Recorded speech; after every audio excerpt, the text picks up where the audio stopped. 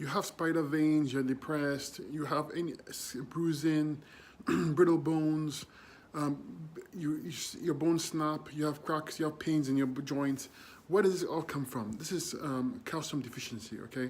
Now, before you run out and go and buy calcium and take calcium supplements, be very careful, because calcium deficiency comes from the fact that your body is highly acidic and that the body, in an attempt to fight these acids, is stealing calcium from tissue, cells and organs, and using that calcium to buffer those acids.